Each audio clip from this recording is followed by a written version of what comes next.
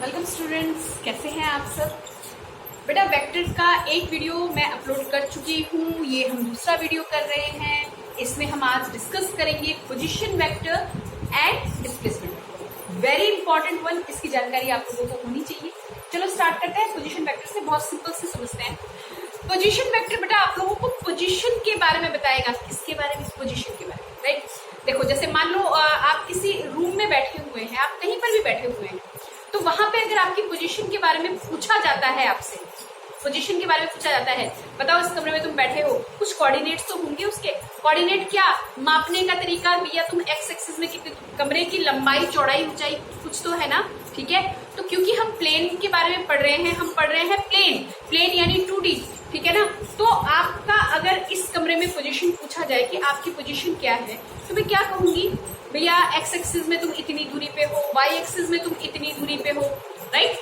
तो position vector position बताएगा with reference to the origin, बस इतना ही। देखो समझो, मान लो कि कोई पॉइंट मेरे पास यहाँ है, एड्रेस बता रहे हो, सीधी सी बात है, कुछ ना कुछ तो होगा, है ना। कहाँ से आप बता रहे हैं, कौन सी गली है, कौन सा शहर है, कुछ तो होगा।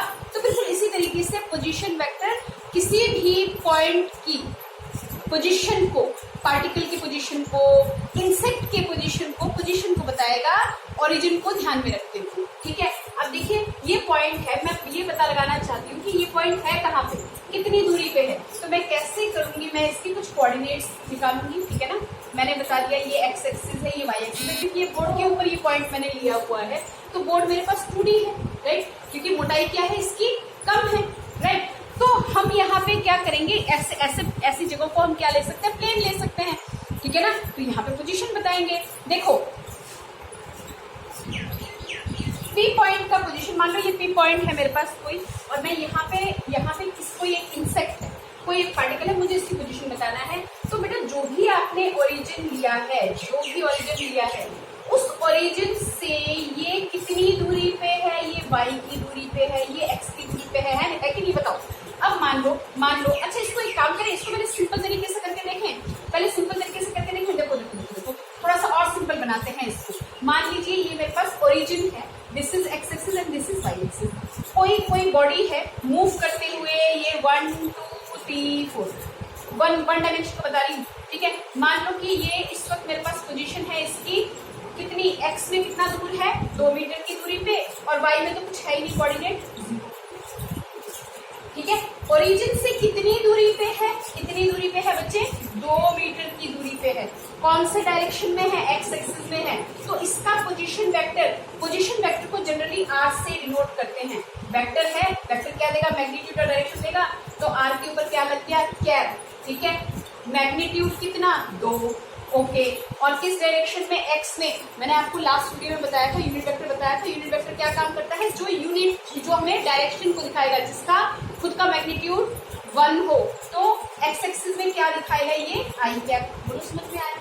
अब मान लो यही पार्टिकल यहाँ से उठ के कहाँ पहुंच गया, यहाँ पहुंच गया। अब कोऑर्डिनेट्स इसके कितने हैं, मान लीजिए 6 and 0, ठीक है। अब कोऑर्डिनेट्स कितने, 6 and 0, क्योंकि 6 मीटर की दूरी पे चला गया, ठीक है। यहाँ मीटर लगा दो बाबा, कोई इशू नहीं है, ठीक है, यहाँ मीटर लगा दो, कोई परेशानी नहीं है। तो ये 6 कितने पे चला गया, यहाँ पे 6 and 0 कोऑर्डिनेट्स। तो मेरा 2 से खिसक के कहाँ गया, 6 पे, 2 से खिसक के कहाँ पे गया, 6 पे, राइट। तो अब पोजीशन वेक्टर इसका कितना होगा, ओरिजिन से कितनी दूरी पे है, पहले इसकी बात करते हैं, इसकी बात करेंगे। ओरिजिन से कितनी दूरी पे है, 6। तो ये क्या बताएगा, इसकी पोजीशन को, अब की पोजीशन को बताएगा, जो नई पोजीशन आई है, ठीक है। तो अगर मैंने ओरिजिन से ये दूरी मैंने R1 ले लिया था, R1 पहला पोजीशन था, अब ये ओरिजिन से कहाँ चला गया, यहाँ, कितना हो गया, R2, R1, ये क्या हो गया, R2, और ये क्या लिखा जाएगा, 6I, ठीक है। ये समझ में आ रहा है पोजीशन वेक्टर क्या दे रहा है, पोजीशन को। 2D का अभी बताती हूँ, पहले इसको समझ लो, इससे कंसेप्ट और क्लियर हो जाएगा, ठीक है। अब सुनो, अब अगर आपसे किसी ने कहा कि भाई पहले मैं 2 पे थी, कितनी दूरी पे थी ओरिजिन से, 2 मीटर की दूरी पे थी, और अब मैं खिसक के कहाँ पे शिफ्ट कर रही हूँ, 6 पे। तो इनिशियल पोजीशन क्या, ये फाइनल पोजीशन क्या, ये ओरिजिन से इनिशियल पोजीशन क्या, ये फाइनल पोजीशन क्या है ये, लेकिन लेकिन लेकिन ये मैं अब मेरे पास सिचुएशन क्या है, मैं अगर यहाँ से यहाँ तक मूव करती हूँ तो डिस्प्लेसमेंट कितना हुआ बेटा। जो आप डिस्प्लेसमेंट निकालोगे ना, डिस्प्लेसमेंट वेक्टर की ही बात करेंगे, पहले डिस्प्लेसमेंट की बात समझ लेते हैं। डिस्प्लेसमेंट क्या होगा, फाइनल बेटा एक्चुअली डिस्प्लेसमेंट वेक्टर जो है वो पोजीशन वेक्टर के रेफरेंस में ही आता है। पोजीशन वेक्टर कैसा, फाइनल पोजीशन, देखो आ गया, final position minus initial position, ठीक है, समझ में आ रही है दूसरी बात। डिस्प्लेसमेंट कितना हो जाएगा, final position vector to the initial position vector, कितना 6 क्या आई कैप, और ये कितना 2 आई कैप, कितना होगा 4 आई कैप। लेकिन हम अब पॉजिटिव में नहीं जा रहे, हम 6 फाइनल से यहाँ तक का देख रहे हैं, राइट। तो इसको तुम किस में लगा सकते हो, नेगेटिव। डायरेक्शन तुम्हारी कहाँ जा रही है, उधर। बोलो बात समझ में आ रही है, बोलो बात समझ में आई, ठीक है, ओके। चलिए इतना हमारे पास हो गया, ये आ गया। अब समझ में आ रहा है ना पोजीशन वेक्टर जो ओरिजिन के रेफरेंस में आपको पोजीशन देगा, ठीक है। तो पहले पोजीशन वेक्टर मेरा क्या था 2, तो मैंने क्या लिखा 2 आई कैप। अब यहाँ पे क्या है, बाद में मैंने दूसरा पोजीशन मैंने कंसीडर कर लिया, मान लीजिए कहाँ पे आ गया 6 पे, तो सेकंड पोजीशन वेक्टर कितना हो गया 6 आई कैप। अब इसका डिस्प्लेसमेंट मैंने क्या ले लिया, फाइनल पोजीशन में से इनिशियल पोजीशन माइनस कर दो, सिंपल तरीका है, कुछ और करने की जरूरत नहीं है। ये तो हुआ हमारा 1D पे बात, ठीक है ना। अगर हम 2D की बात करें तो 2D, ठीक है ना। तो यहाँ पे ओरिजिन से अगर आप इस पॉइंट P की पोजीशन को बताना चाहोगे बच्चों, कैसे करोगे, यहाँ से एक सीधी लाइन यहाँ खींच दोगे, है ना। और ये P जो है ये दोनों ही कोऑर्डिनेट्स दे रहा है आपको, x की दे रहा है और y भी, यानी कि P के कोऑर्डिनेट्स कितने हैं, x भी और y भी। यानी x अगर मेरे पास मान लीजिए ये मैं 2 मीटर की दूरी पे हूँ, और ये मैं यहाँ पे मान लीजिए यहाँ पे भी मान लीजिए मैंने 2 मीटर की दूरी ले ली, ठीक है, यहाँ पे भी मैंने कितनी दूरी ले ली 2 मीटर की। अरे थोड़ा सा अलग कर लेते हैं इसको, 3 मीटर कर देते, राइट। तो कोऑर्डिनेट्स क्या हो गए मेरे पास, यहाँ पे x और y की जगह पे मेरे कोऑर्डिनेट्स क्या हो गए 2 और 3 मीटर, राइट। तो पोजीशन वेक्टर को मैं लिखूंगी कैसे, आर कैप से। आर कैप कैसे रिप्रेजेंट किया जाएगा, x में भी y में भी, ठीक है ना। पोजीशन वेक्टर की ही बात कर रहे हैं, सिर्फ पोजीशन वेक्टर की बात कर रहे हैं, कितना आएगा x आई कैप, x में भी है, y j कैप, यानी अगर मुझे इसे लिखना पड़ा तो ये हो जाएगा 2 आई कैप प्लस 3 j कैप, यानी x में भी है y में भी है। तुम इस कमरे में बैठे हुए हो, ठीक है। ओरिजिन से कमरे के किसी भी एक कोने से सिर्फ इतने का लेना, इस वाले सरफेस का फ्लोर का लेना, ठीक है। तो अगर कमरे के एक कोने में आप अगर ओरिजिन कंसीडर कर लेते हैं तो ये हो गया आपका एक एक्सिस, और ये सामने वाला आपका हो गया दूसरा एक्सिस। वॉल्स को तो हम ले ही नहीं रहे, बात समझ में आ रही है। तो x हो गया, y हो गया, आपका पोजीशन पता चल जाएगा कहाँ से, कमरे के किसी एक कोने को ओरिजिन मानिए। समझ रहे हैं, ठीक है। अच्छा, अब इसके साथ मुझे अगर डिस्प्लेसमेंट वेक्टर की कहानी समझनी पड़े तो देखो डिस्प्लेसमेंट वेक्टर होता है कि पार्टिकल कितना डिस्प्लेस हुआ, यानी अच्छा चलो इसको मिटा लेते हैं, आपसे डिस्कस करते हैं डिस्प्लेसमेंट वेक्टर को इन 2D देखते हैं कि जो डिस्प्लेसमेंट वेक्टर होगा वो मान लो मैंने यहाँ पे क्या किया, मैंने यहाँ पे ऐसे रेफरेंस लेने के लिए x और y, ठीक है। मान लेते हैं कोई पार्टिकल t टाइम पे, एट टाइम t, सुनो ध्यान से सुनो, बहुत अच्छा समझ में आएगा, ठीक है। At time t particle p यहाँ पे है, तो पहले इसका पोजीशन देख लेते हैं, ठीक है। मान लो इसका पोजीशन वेक्टर मान क्या है, हमने ड्रॉ ही यहाँ पे किया है, this is the position vector, ठीक है, of particle p r1 at time t1, ठीक है। कुछ देर बाद ऐसा हुआ कि पार्टिकल p से कहाँ पे आ गया, किसी और पॉइंट पे खिसक गया, मूव कर गया, ठीक है। मान लो इस कमरे में दो छोटे छोटे से मेरे पास स्टूल पड़े हैं, या मैं यहाँ पे खड़ी हूँ, थोड़ी देर बाद मैं मूव करके उधर चली जाऊँ, ठीक है। पोजीशन वेक्टर चेंज हुआ, बिल्कुल चेंज हुआ, क्योंकि एक्स और वाई में कुछ तो चेंज आया। अगर मैं यहाँ से हटके वहां पे चली गई तो तो डिस्प्लेसमेंट वेक्टर एक्चुअली आपको क्या बताएगा कि किस डायरेक्शन में और कितना पार्टिकल डिस्प्लेस हुआ है। ठीक है, अच्छा और अच्छे से समझे, देखो मान लो इसको थोड़ा सा और क्लियर करते हैं कि ये वाला पॉइंट P है। ठीक है, कोई पार्टिकल है T टाइम पे यहाँ पर है। ठीक है, T टाइम पे यहाँ पे है, कुछ देर बाद ये पार्टिकल यहाँ से खिसक के कहाँ चला आया, Q पे आ गया, मान लो Q पे आ गया। ठीक है, तो बेटा पहले तो P की पोजीशन देख लो, P से कहाँ पे खिसक के आ गया, Q पे आ गया एट टाइम T डैश। तो पहले तो इनकी पोजीशन पता कर लेते हैं। ठीक है, पोजीशन वेक्टर्स में आप डिफरेंस निकाल दो, फाइनल माइनस इनिशियल कर दो, वो आपका डिस्प्लेसमेंट वेक्टर दे देगा पक्का। ठीक है, और अगले वीडियो में जब मैं एडिशन वाले करवाऊंगी ना, वेक्टर एडिशन को जब करवाऊंगी तब और क्लियर कर दूंगी इस चीज को। अभी फिलहाल यहाँ पे ये समझिए और अच्छे से समझने की कोशिश कीजिए। पी से कोई पार्टिकल खिसक के कहाँ पे आ जाए, क्यू पे आ जाए, तो पोजीशन वेक्टर ड्रॉ करो पहले इसका, दिस इज R1। ठीक है, क्यू यहाँ पे है, इसका भी ओरिजिन से पोजीशन वेक्टर ड्रॉ करो R2। पहले लिखे पोजीशन वेक्टर को, लिखे R1 को हम कैसे लिखेंगे, इसके कोऑर्डिनेट्स कुछ आएंगी, बिल्कुल अलग अलग आएंगी। ठीक है ना, इसका कोऑर्डिनेट हो गया xi cap plus yj cap. ठीक है, अब क्योंकि पहला पोजीशन ले रहे हैं तो 1 1। ठीक है, खिसक के कहाँ पे आ गया, Q2 पे, यानी O से P मेरे को पोजीशन वेक्टर दे रहा है, O से P पोजीशन वेक्टर दे रहा है। ठीक है, अब OQ दूसरा पोजीशन, ओरिजिन के रेफरेंस में ही तो लेंगे, है ना। R2 is equal to x2 i cap plus y2 j cap. हाँ बिल्कुल, देखो ना, इसके यहाँ पे x हो गया और यहाँ पे क्या हो गया, y हो गया, इसके कोऑर्डिनेट्स चेंज हो गए।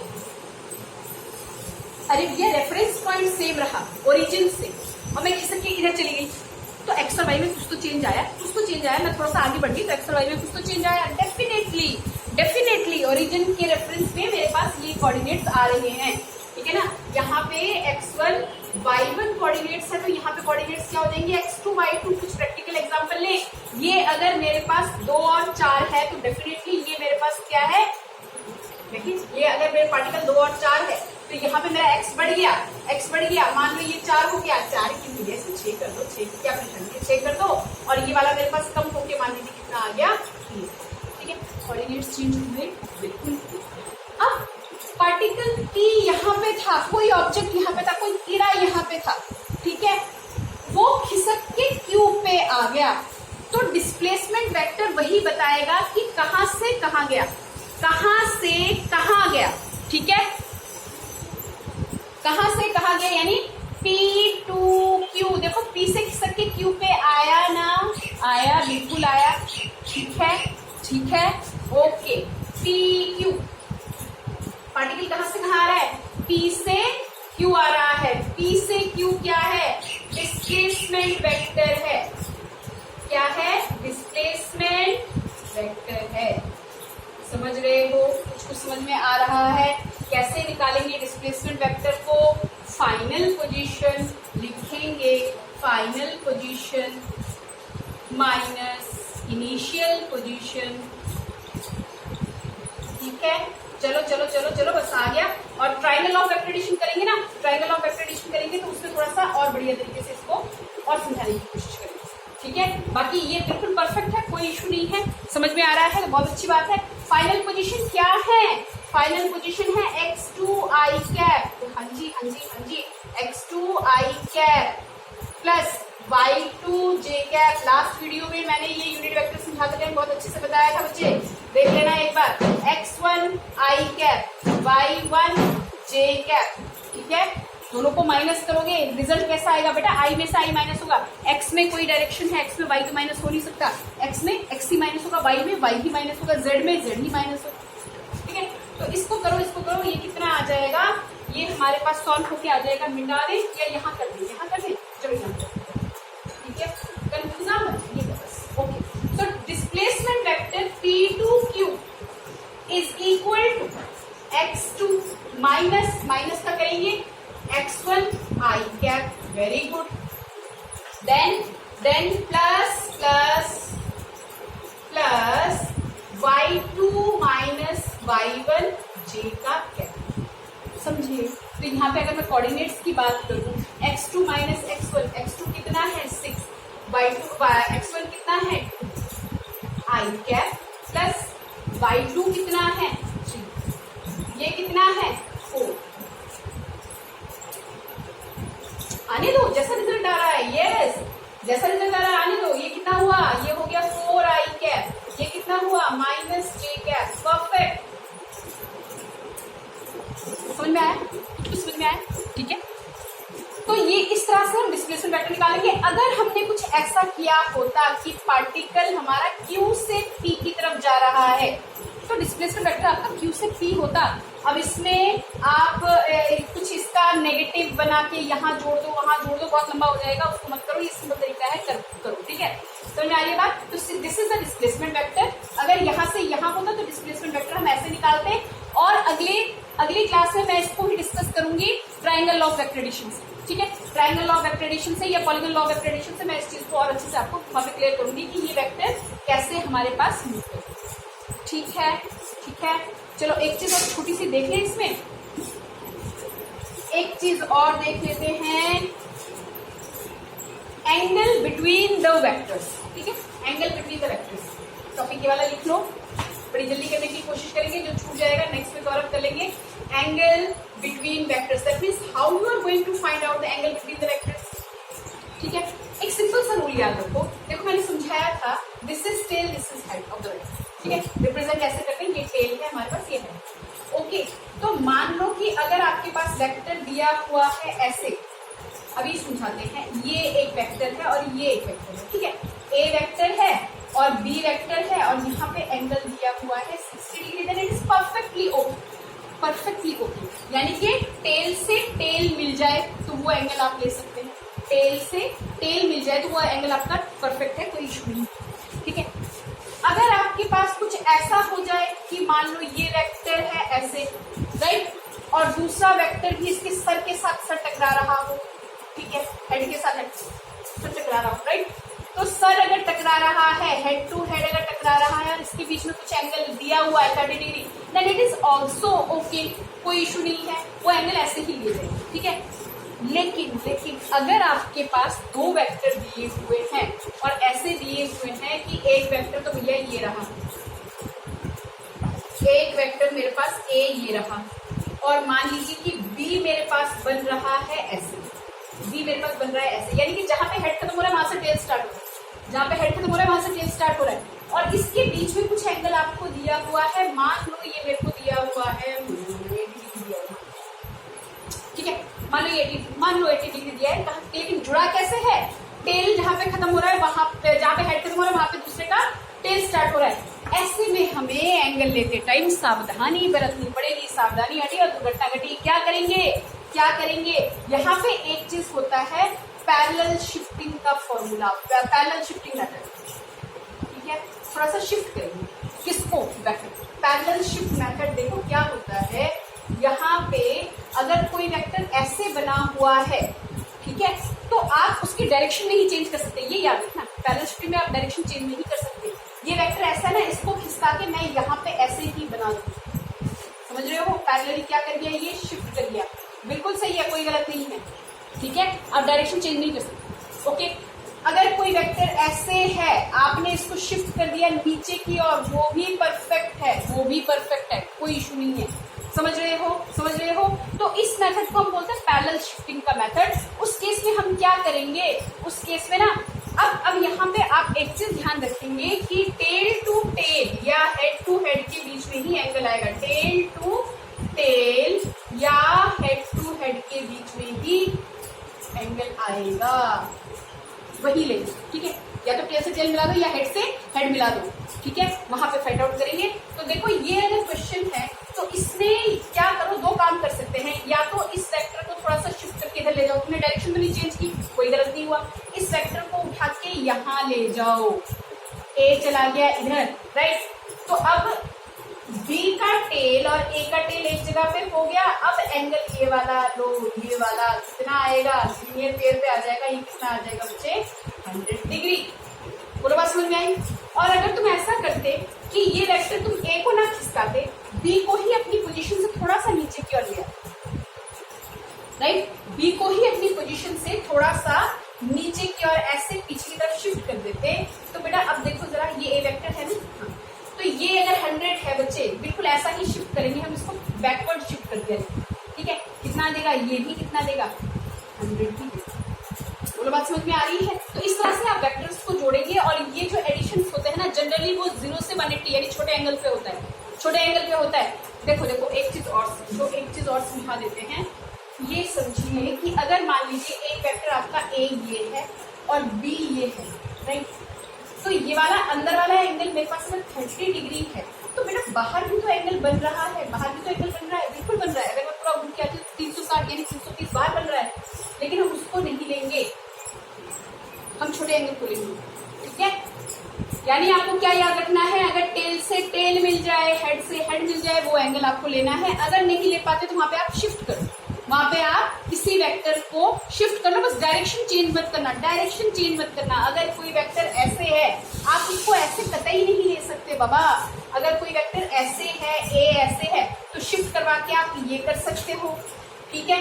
अगर ऐसे वेक्टर है, आप इसको यहाँ से खिसका के आप यहाँ लेके जा सकते हो, लेकिन बॉडी क्या होनी चाहिए, सेम। यानी अगर आप फोर्स लगा रहे हैं किसी बॉडी पे, तो वो बॉडी आपकी दूसरी बॉडी नहीं होनी चाहिए, उसी बॉडी पे फोर्स होगा, डायरेक्शन भी वो होगा, बस उसको क्या किया हमने, थोड़ा सा शिफ्ट किया, ठीक है। तो इस तरह से आप एंगल्स फाइंड आउट कर सकते हो। अगर कुछ डाउट है यहाँ पे तो please mention me, I will definitely solve. Okay बेटा, मिलते हैं नेक्स्ट वीडियो में। Okay, bye bye.